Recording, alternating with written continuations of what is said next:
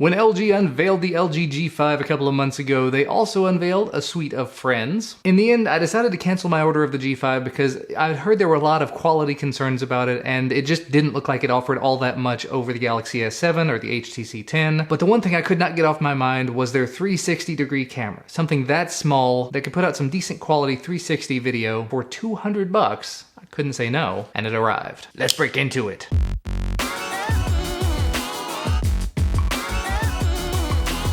Here's the box if you're curious about it. 360 image capture with one click, and it's a compact spherical camera, so it gets 360-degree video in this little teeny form factor. Has an easy capture button, various different capturing modes, so 360 or 180, 3-mic 5.1 channel recording with support for Android or iOS. 16 megapixels for 360-degree videos, and 2K 360-degree video. Let us dive right in. So here's our camera, we'll put off to the side. You've got your USB Type-C charging cable. You can never have too many of those. User guide, and product information updates. Says the charging time's 130 minutes, may take longer to charge if it's turned on. Up to 20 minutes of video can be recorded per file at maximum resolution, and so on and so forth. It does mention the LG Bridge program is required for any sort of software upgrades. I had the LG Bridge program on my Windows machine a little while back, ended up taking it off because it would just not die. But let's take a look at the camera. And there you have it. You can see how small it is in my hand. It's in this nice little sleeve, little protective carrying case. LG branding on one side with their little Friends logo on the other. You just grab this and sort of pinch and pull, and it comes out.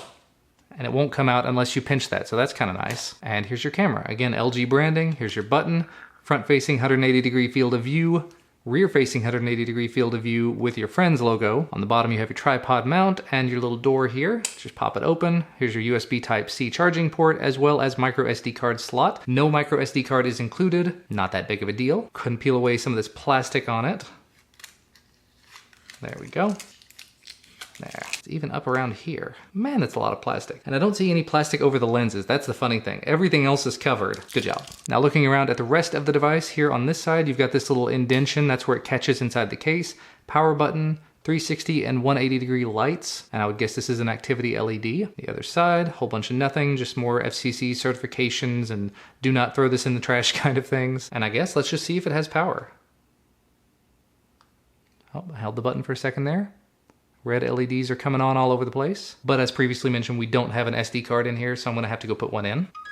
It just whistled at me. I don't know what that means, but it's green now, and it says 360 degree. Go ahead and stick the micro SD card in, and hopefully that should be it. And that sounded like it took a photo. I'll see if I can include that if it works. And I just held the button and it appears to be recording now. So I'm not gonna be able to include the video from this, obviously, because this is not a 360-degree video, but I may see if I can upload this separately. But yeah, this is a wonderful little form factor. And that appeared to have stopped it. Cool. Let me take a look through the manual just to see about the modes and stuff. So here's the section about using the buttons. To power it on, you press and hold the power button for a second. To power it off, you press and hold it for 4 seconds or longer. Take a photo, you press the shutter button. Record a video, you hold the shutter button for a second. To stop recording, you press the shutter button. To enter sleep mode, you press and hold the power button for a second. Exit sleep mode by pressing the power button or the shutter button, and you can force a shutdown by holding the power button for 12 seconds or longer, I guess if it gets locked up or something. Here's some info about charging, the power LED, green, red, and blinking red, and how it charges and things. And again, all sorts of specs and features and stuff.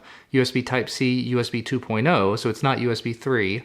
1200 milliamp hour battery, 120 minutes of charging time. It says 2 13 megapixel cameras, a dual fisheye lens. I guess it comes together to make a 16 megapixel image. 3 microphones, up to 2 terabytes of storage. And I think everything else will be covered by using the app. Looking in the Play Store, it looks like there's a couple of apps for LG 360 Cam. There's a manager and a viewer. And looking at the apps themselves, the manager appears to be what you'll want if you have the camera. The viewer is what you'll want if you just want to view what somebody else has done. And it apparently went to sleep, so I just tapped the power button and it woke back up. That's good. And here's the app. It says, welcome. You can connect your 360 cam to your phone and tablet and manage it. Hit start. Terms of use, sure.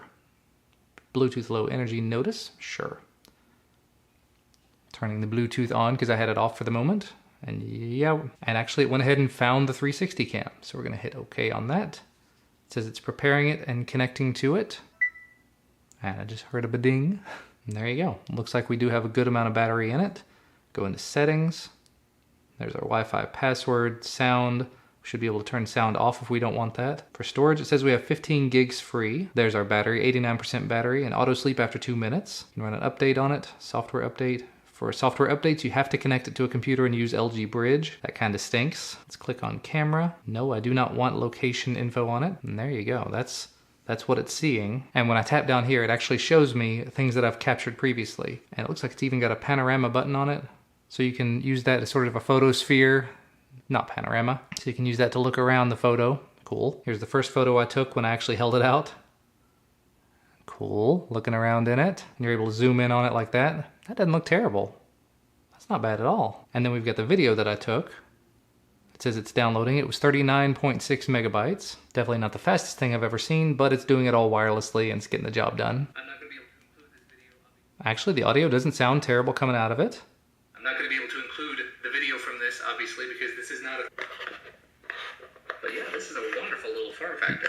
You definitely get a whole lot of handling noise on it, so if you were to do something like this, you'd probably want to put it onto a pole or just hold your hand very still on it. Don't move your fingers around because it can hear that plastic scraping sound as you move your fingers around. But the video quality doesn't look all that bad. If we stop and take a look at the video, I should be able to zoom in on it, and that's video quality. That's what my face looks like. That's how you can read the shirt. Very nice. It's not the highest quality video I've ever seen, but to be able to just stop a video and look around like this, that's very, very cool. And there's a button up here where you can switch from this one angle to seeing what both of the cameras were seeing at that time. Very nice. Let's click the details button up here. You can see it says resolution's 2560 by 1280. It's 39.62 megabytes, and it did already download it because it had to pull it over to view it. And it appears inside the app there's also quite a few controls to it. So there's modes up here. You can set from auto to night view to landscape and sports and stuff like that. We're gonna leave it in auto mode. There's rotate, so you can flip around to see which one's the primary, which one's viewing which direction. That's kind of neat. You can change from 360 to 180. And actually, I think I can include the video from this in the main video. I'm seeing it here in the Finder, and it doesn't look that bad. I mean, it's streaming it live to my phone. That's pretty cool. So yeah, you have to let me know what you think about this, what it sounds like, what it looks like. And when I'm done, I can hit the 180 button again to make it 360. Then there's auto, which appears to be like an entire manual mode for it. So you have white balance you can change over here, you have exposure compensation, ISO settings, shutter speed if you really want to mess with the shutter speed, and exposure lock if you want to turn that on or off. There's a lot of settings in here. Oh, and even more, I missed this up here in the corner. You've got 5.1 channel audio, you can change to 2 channel. You can turn your location on or off. If you change it over to 180, you can change the field of view to make it very narrow or very, very wide. So if I wanted to have just a very, very wide angle camera, as you can see right here, make it very wide, make it a little more narrow, that was the default, or really, really narrow, that's really close. And then you've also got a timer option where you can set it to 3 seconds, 10 seconds or off, and 16 megapixel, you can change all of the video modes up here. So you've got 5, 8, and 16 megapixels, and you've got your 3 different video modes there you might be able to kind of see. So this is actually a lot more configurable than I thought it was going to be. The downside to all of this, as far as I am aware, is that if you download these videos from the camera onto your computer and try to do anything to them, it botches the quality up significantly. I'm going to test that out and see if I can get it working at all, but from what I understand, what you're supposed to do is from the app, you're supposed to hit the share button and send it wherever you want it to go. If you do anything other than that, it's going to make it look terrible. So all in all, first thoughts, first impressions on the device, I absolutely love this form factor. It's so cool. This would actually be really tempting to use as a vlogging camera, just have it in the 180-degree mode and have it kind of wide, so you just pick it up and do this and talk to it for a little bit, and when you're done, hit the button again, you're done. Stick it back in your pocket, stick it in this little carrying case, put this in your pocket. You're not going to damage your camera. It's not going to take up a huge amount of space. Biggest problem is you can't see what it is that you're filming at the time, but it's such a wide angle, it really doesn't matter at that point. So at $200, I say this is absolutely a win. You can find it over on B&H's website if you're here in the US or anywhere that B&H ships to. I'll put a link to where you can find it down in the video description if you're interested. But that's going to be about all for me for today. As always, thank you guys so much for watching. Leave a thumbs up if you liked the video. I'm going to see if I can do a 360-degree walking around video with this to give you a full camera sample from it, just directly uploaded to YouTube, no edits or anything. So be on the lookout for that video as well. But again, thanks so much for watching. We'll see you again next time.